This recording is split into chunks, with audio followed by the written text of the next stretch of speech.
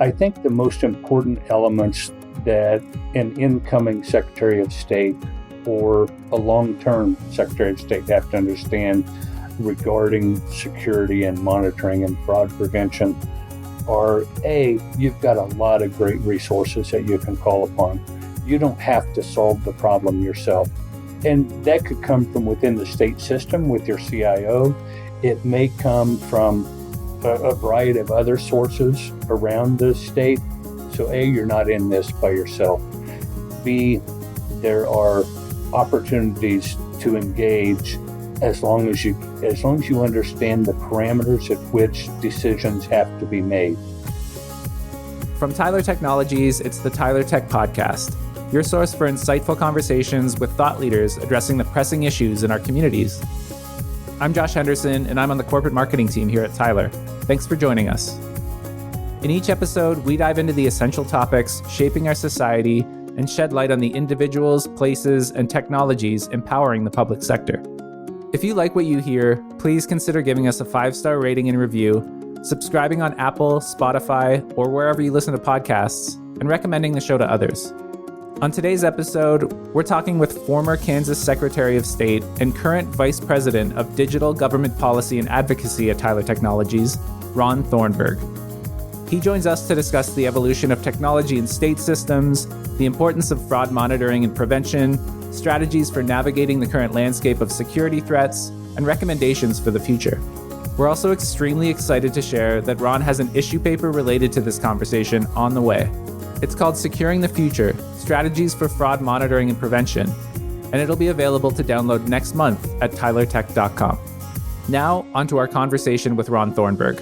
We hope you enjoy. Ron, welcome to the Tyler Tech Podcast, and thanks for joining us today. Thank you. It's great to be here. You're now at Tyler as a VP of Digital Government Policy and Advocacy, but you also have 15 years of experience as the Kansas Secretary of State. So could you start by telling our listeners a bit about your background and your journey from being a Secretary of State to now working with a public sector software provider like Tyler? That whole journey has really been a lot of fun. And the reason I say that is I started in the Kansas Secretary of State's office the summer after my sophomore year in college, working in the mailroom. Worked my way up through the ranks, got elected ultimately in 1994. The key to that is that's the time period that state government was just learning how we move things off of paper files into a digital government. My first job was alphabetizing corporate annual reports so we could put them on microfilm so people could make copies of them. And now we look at what we're doing with digital government today, and it's night and day. It's really such a unique journey and a really, really unique vantage point. Having seen the evolution of technology in state systems from both inside and outside the government, how has your experience as a state secretary sort of shaped your views on technology and security in government? But I really think the view boils down to when we look at public records and we look at digital government in particular, the fundamentals still remain exactly the same. What is the purpose of that public record? And so if you've got a document that's being filed, is the information contained within that document required for the public record? So that's the first thing you have to look at is, are we actually capturing the right thing as a government official? And if not, we should stop capturing it because that's where a lot of the danger comes into play. The second piece is, how do we create as much public access to that as we possibly can without crossing the line of security or without endangering the security of that document and the filers of that document? And that's the balance that goes back and forth every single day, every single filing, every single decision. Now that you're, over a decade removed from office, from holding government office, since serving as Secretary of State, what are some of the specific ways you've seen security and fraud threats sort of change or evolve over time? So in other words, what does a threat look like now compared to, say, 15 years ago? I think the biggest change that I've seen is at the dawn of the digital age. And man, I've got to tell you, Josh, the longer I say this, it sounds like I'm really old. The way I've been doing this a long time. But at the dawn of the digital age, right? So often when we talked about the security of a particular document or piece of information, you were only concerned about that particular document or that piece of information being taken. And now it seems like the volume has increased incredibly. The threat has increased incredibly. Millions and millions of attacks against state government on a daily basis and being used as threats for ransom or for policy decisions that the bad actors disagree with. And so I think the threat is much greater today than it's ever been before. And honestly, I don't see that diminishing anytime in the near future. Fraud in state systems, especially, regarding business licenses, it's a pressing issue. From your perspective, what types of fraud are most prevalent, and why do you think that is? The types of fraud that we see that are most prevalent certainly would be someone looking for identity theft. Let's talk specifically about corporate entities, whether they be LLCs or any other variety of a corporate entity. If someone can obtain what appears to be a transfer of power within that corporation, a transfer of ownership within that corporation, then all of a sudden they can go out and get credit cards. They can go out and get credit. They can open bank accounts and start funneling other monies, perhaps laundering money, whatever the case may be, through this artificial piece. That's an element that, while we've seen before and it's been around for years and years, the threat now is much more viable than it's ever been before. But it really is, all we're trying to do is track the beneficial ownership, trying to track the ownership of that corporate identification. And if a change is made to that, we need to let the owners know. And by doing that, we can prevent a lot of problems. And so, for instance, in the state of Arkansas, we do a fraud prevention through the Secretary of State's office. And all it means is that at the time of the annual report filing, the business owner has an opportunity to purchase fraud monitoring for the vast sum of $5 a year. That's the cheapest insurance you're going to find anywhere, right? And it simply means that if a change takes place to any information on their corporate filing, you get notified of it. So if a bad actor comes in and changes something as simple as a P.O. box or a mailing address or an owner of it, you get notification and appropriate changes can be taken place. You touched a little bit on the real-time monitoring. Can you dive a little bit deeper into that idea of, how is that system effective, or how can it help strengthen fraud monitoring in other states? I think the easiest way to think about it would be you monitor your own credit score. You monitor your own identification information. If someone is using your name, if someone's using your driver's license, if someone's using whatever important piece of data that may be, we're doing the very same thing for corporate entities. And understand, when I say corporate, I mean LLCs, I mean Chapter S or whatever it may be, all the different corporate entities.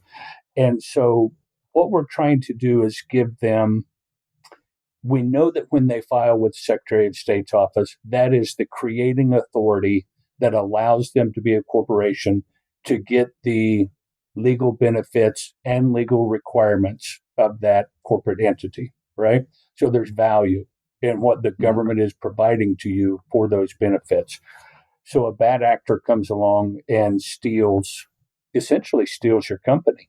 They steal the ownership by filing a document that says that Ron Thornburgh is no longer the president and chief beneficiary of this corporation. It's now bad actor X. So all of the information now goes to them. Now they have the ability to open accounts and to steal from your corporate entity through fraud monitoring. If a change happens, then you know about it right now. We can take action to make sure that A, the theft doesn't actually take place, and B, that you're not harmed with it. So there's an enormous preventive measure in there. One of the things I'd like to see us do or to pursue, and this is an idea that's years old, and we've just never quite got anyone to agree to do it yet, but we're not only looking at corporate records. Right now, we're only looking at the corporate filings, I guess I should say. I think another element that comes into play would be to start using uniform commercial code records, tying it back to the corporate entity on the business services side. And by that, I simply mean anytime an entity obtains a lien against property or whatever for their corporation, then that filing is crafted most often with the Secretary of State's office, and then it is updated whenever a change happens to that particular account. So let's take the fraud prevention, fraud monitoring that we're looking at within the corporate side of things, and now let's move it to the financial side as well. If someone were to alter that information, it not only impacts your bank relationship, it impacts virtually everything else. And it's the same thing. We're just watching the data. If something happens to the data, we send notification to you, we send notification to the bank and say, is this real? Or at least be aware of it. Contact us if you have a question. We're not trying to manage it. I don't think our job with that data is to manipulate the data in any way, to make decisions on the data in any way. The purpose of that public filing is to accept what's been given to you, not make judgment upon it one way or another. I mean, you have to make sure the boxes are checked and the T's crossed and I's dotted, but we're not there to judge whether or not it's a good business decision or anything along those lines. However, we do have an obligation to, in my mind, we have an obligation to say if something happens to the record that we've been entrusted with, you need to know about it to make sure that you're actually the one requesting and requiring that change taking place. Stay tuned. We'll be right back with more of the Tyler Tech Podcast. I hope you're enjoying listening to this episode of the Tyler Tech Podcast. Hey, podcast listeners. My name is Jade Champion, and I'm here with Brianna Case to tell you about Tyler's annual user conference, Tyler Connect.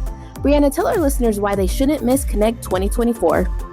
Well, Jade, Connect is back in the beautiful city of Indianapolis, Indiana, and we have so much planned. From product training and networking opportunities to influential speakers, this year's conference has it all. I heard there's an awesome keynote speaker as well. What can you tell us about that? Yes, we're excited to announce Lisa Bedell as this year's keynote speaker. Lisa is a best-selling author and the CEO of Future Think, and she's all about eliminating complexity and boosting productivity and innovation in the workplace. Get ready to feel inspired, fuel your curiosity, unleash your creativity, and most importantly, do meaningful work.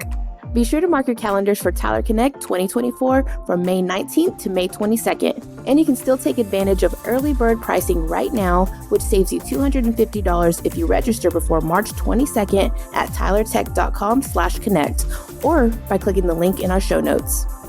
We hope to see you in Indy as we continue transforming for tomorrow. Now let's get back to the Tyler Tech Podcast. What do you see sort of as the primary challenges and benefits of integrating advanced technology into state systems? Is it time constraints? Is it just kind of people not being able to get on the same page? What would you say those are? How much time do you have? Yeah. It kind of depends on what we're talking about, because Okay. there are sometimes you can overcome the challenges of, it's hard.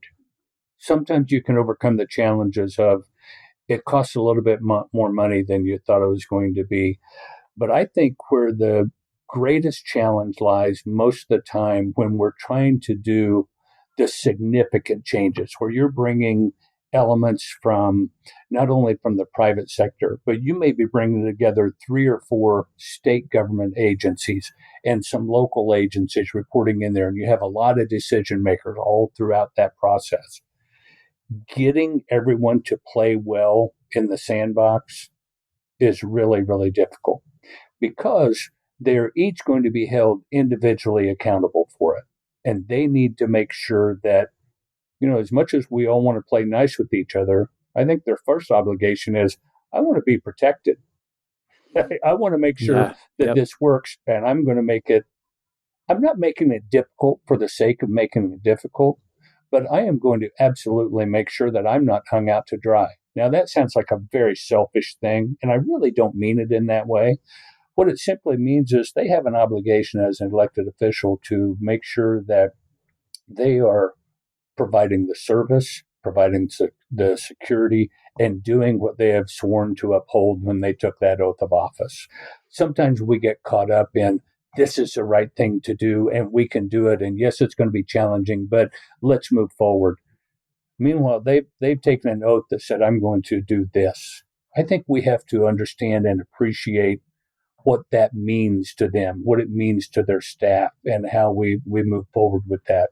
So that ability to bring multiple people, multiple agencies in this case, into the mix, we have to spend a lot more time up front explaining why it's better and why it's more effective. Because ultimately, I think what we're all trying to accomplish is how do we do it faster, better, and cheaper. And now it used to be easy, faster, better, cheaper. And now you have to say more secure as well. Mm-hmm. So how can we accomplish all four of those things? The beautiful thing is that we have the technology to do that time and time and time and time again. Obviously, AI, automation, those two things get thrown around a lot. But are there any upcoming tech trends or innovations that states should be, preparing for in terms of security or helping them with security even? You're going to stretch my credibility a little bit here, but I think AI is an absolute game changer in any way you want to think about it. In what the capabilities of AI are, in addition to how in the heck do we regulate this thing?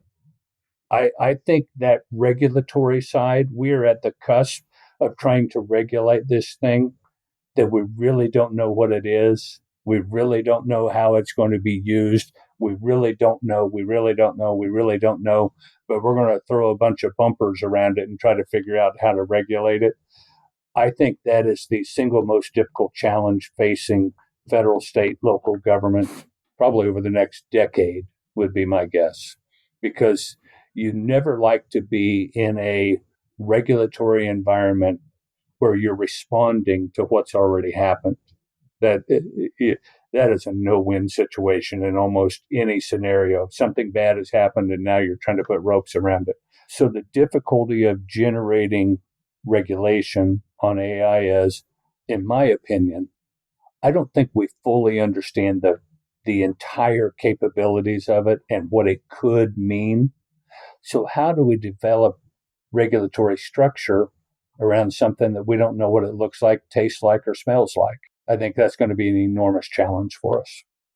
Now, let's shift gears a little bit now to associations. Wanted to focus specifically on the National Associations of Secretaries of State. What are some ways you are seeing sort of current secretaries of state addressing the importance of security and fraud prevention? Because I know they list a bunch of initiatives on their site. I'm just curious to get your take on how they're addressing this specifically. Yeah, so the National Association of Secretaries of State, or NAS, as they're known among all of their peers, they have really done an outstanding job of bring secretaries together twice a year, meet once in the winter, meet once in the summer. But in the meantime, throughout the year, they've got different committees meeting. I mean, I've got to tell you, I think it's one of the hardest working organizations out there. A lot of times you'll have organizations that meet that will bring in outside experts or something, and then there's a policy paper written and we all wash our hands and walk away. But NAS, they've got working committees, and these secretaries sit on those working committees throughout the year and develop the position papers, develop the recommendations, and then those become resolutions that then becomes the model for what should be happening around the country or whatever the case may be. What I have seen, Leslie Reynolds, who is the executive director of NAS, she has done an incredible job of keeping the secretaries at the forefront, both with the federal government, whether it was working with FinCEN on the beneficial ownership legislation, or in what they're doing on the elections field and all the stuff that's going on as we go into an election year now. But really, this piece of how we talk about security, how we talk about digital filings. And for them, it not only extends not only to just corporate filings, but you're also talking about notary public. How do we do digital notarization? How do we do apostilles digitally? All these different elements of all these different filings, every single one of them comes into the legality of that particular public document and the validity of that particular public document. And Leslie and her team have done a great job of keeping NAS at the forefront of that. I'm curious to get your opinion, and having worked with them throughout your career, on what makes sort of, an organization, an association like NAS such an important organization, or such an important resource for secretaries of state. I'll go back to, again, very early in my career, I had a good friend who came into office the same time that I did, and he said, "Ron, there's one simple thing I think we need to understand, and that is that good minds think great thoughts and great minds steal them." That's the purpose of an organization like NAS. You come together and you share your best ideas. You come together and you share your greatest opportunities. And I think every secretary would tell you, I absolutely attend the NAS conferences so I can steal the best ideas and implement them back in my home state.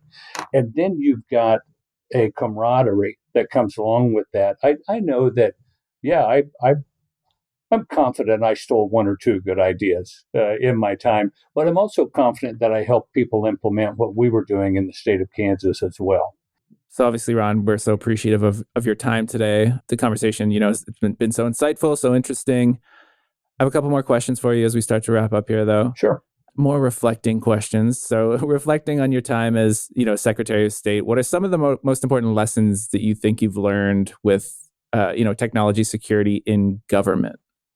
I think the most important elements that an incoming Secretary of State or a long-term Secretary of State have to understand regarding security and monitoring and fraud prevention are, A, you've got a lot of great resources that you can call upon.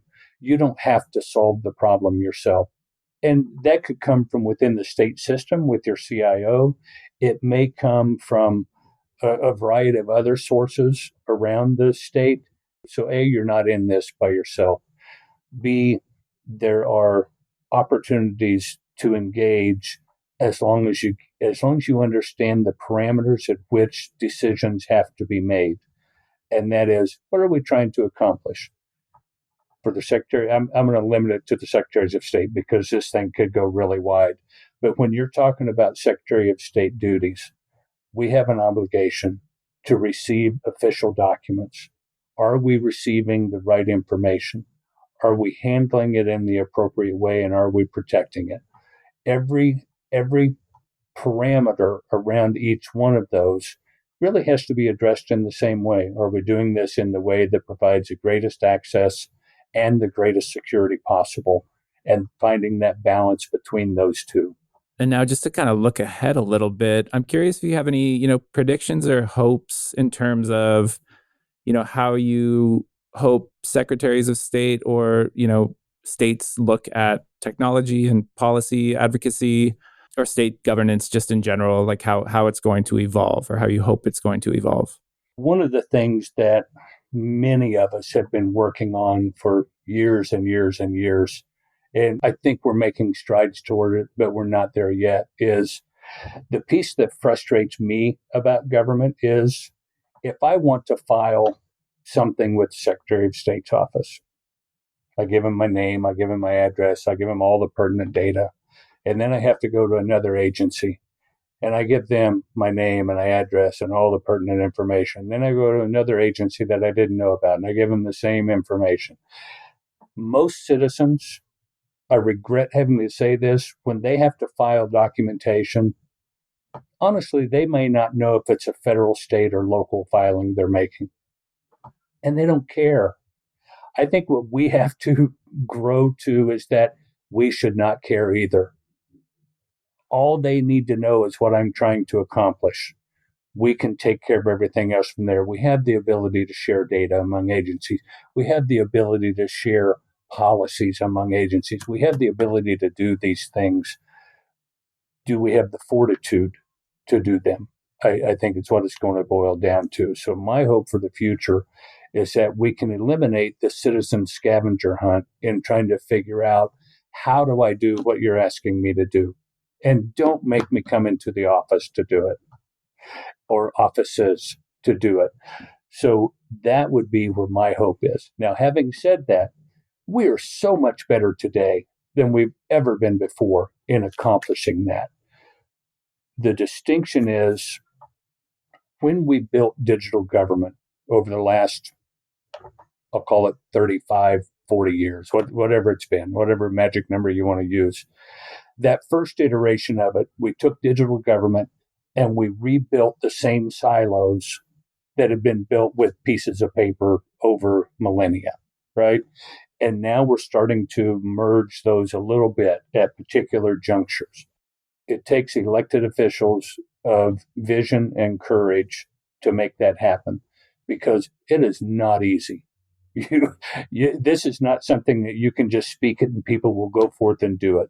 You've got to continue to encourage them and bring them along and make sure they understand the value and the benefit and the risk and the threat and everything that else goes along with it. That's a challenge, but I am confident we're going to get there. Ron, thank you so much for joining the Tyler Tech podcast today. Really enjoyed chatting with you and hope you can come back sometime soon. I look forward to it. Thanks for the time, Josh. Thanks, Ron. And that's it for today's episode. Fraud monitoring and prevention strategies are critical to the security of state systems. From capturing and managing digital information to ensuring the privacy of public records, governments will continue to face evolving threats that impact the public daily. For recommendations on how to prepare for the fight against fraud, check out the links in our show notes for some helpful resources. Tyler Technologies creates solutions made exclusively for the public sector and has experts with government experience ready to support you on this journey.